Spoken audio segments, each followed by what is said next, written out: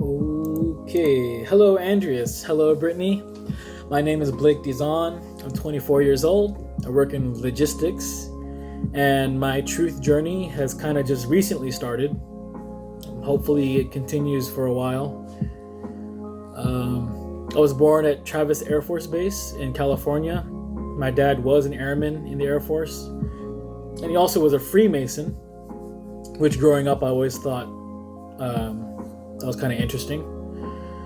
I remember him kind of sleep talking every now and then, and he'd be just reciting these long, what sounds like prayers, and that was kind of freaky. But anyway, it was my dad that instilled a curiosity in me with National Geographic and History Channel, Discovery Channel being on TV all the time.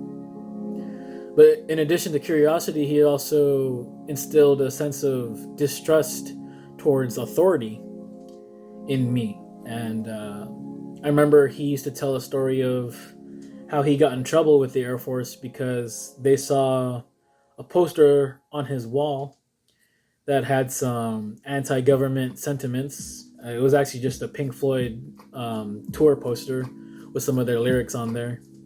If you know the song Mother, it goes, "Mother should have trust the government," right?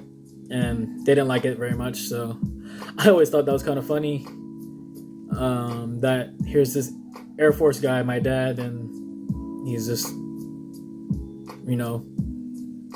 questioning his own government, And looking back, I think that's a story that kind of opened the door for me to start asking some of my own questions that I would ask in my Catholic school. My grades were never really good growing up, except for in religion class. And I think that might be because I did ask the right questions, or I could at least somewhat grapple with whatever answers the nuns had for me.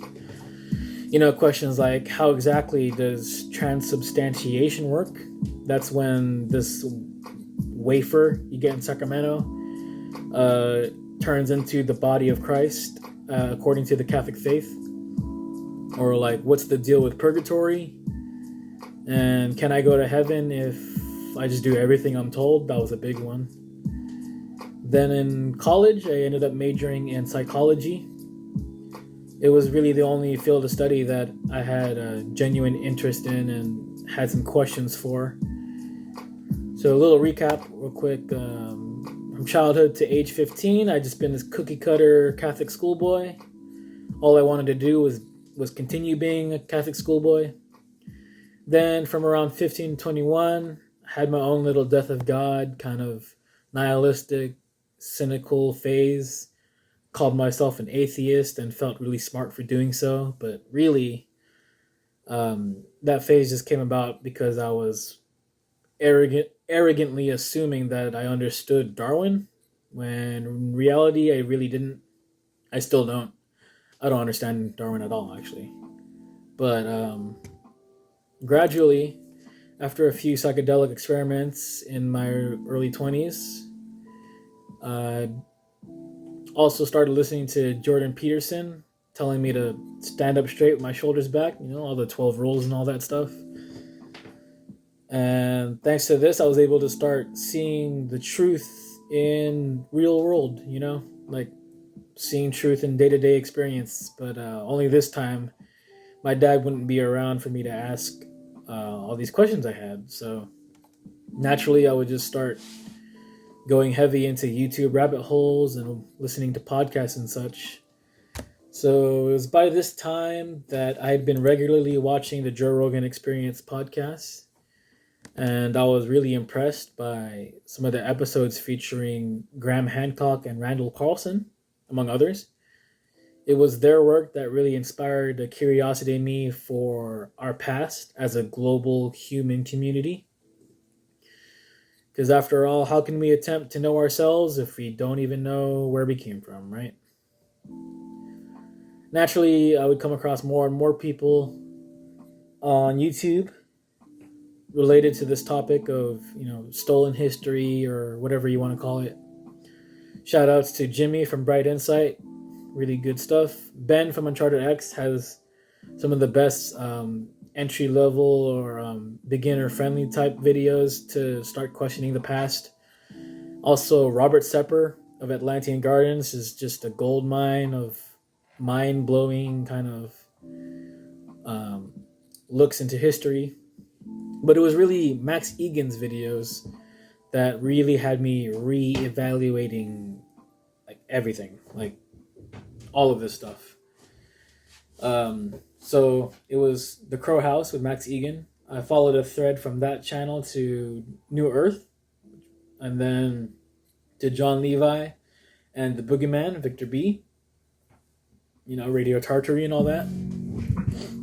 Then most recently to the Andreas Xirtus channel, which has been revealed to me as another gold mine of disclosure and good sprinkling of memes here and there too, which I very much appreciate. Right now, I'm particularly excited to delve into the work of Anatoly Fomenko. Never really heard about him at all until the Crow House videos. And then I think too, if anyone out there is interested, you might, if you're also a gamer, you should probably replay or just start playing The Legend of Zelda Breath of the Wild. I really think there's some hidden knowledge or some kind of vague subconscious memory of an ancient technological civilization in there. And also, it's just really fun. But Nintendo plugs aside, back to the whole truth movement or stolen history thing. It shouldn't really be surprising to us that the truth of our history has been so besmirched and just bastardized almost. I mean, as a Filipino American, my very existence is the product of both Spanish and American colonialism in the Philippine Islands. The former of which, the Spaniards, they were really extremely effective at destroying the history of the native Filipinos. I mean, we don't even know what we called ourselves really back then, except maybe Tagalog or, Filipino is all we know. But that itself is a Spaniard thing. It's a Spaniard term. And if the Spaniards could so easily erase a people's memory of their own heritage, I mean, what's stopping the winners of World War II from doing the same to the whole world? I have a suspicion that Rome never really fell, that did Rome even fall? Did it just rebrand itself or kind of like franchise itself over the years? The whole 13 families thing is something to this day, I'm hesitant to dive down the rabbit hole on that. I mean, why can't I just accept the coming New World Order overlords, Is the red pill really better than the blue pill? These are just some questions that keep me up at night, Should I be searching for these answers within the Freemasons like my dad did? Did the Freemasons just steal a bunch of Tartarian stuff? Do they actually know things that are worth knowing that can't find on YouTube? How far into the occult should I peek into? Like how far is too far? All the Isaac Cappy stuff and the global pedophile rings and MK Ultra shit. It's just a lot, and it's just too confusing. I feel like, should I vote for Trump? Should I vote at all?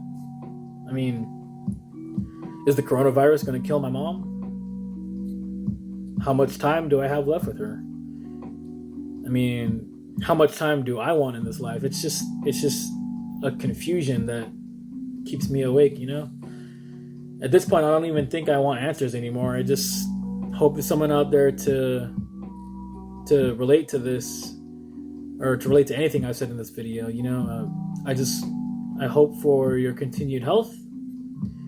I hope you can spare me a prayer here and there.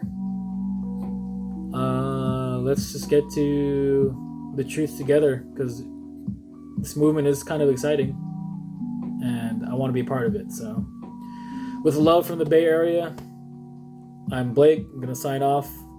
Thanks for you know, thanks for it all of it. Thank you. It's great. I'm happy. So, peace. Xirtus.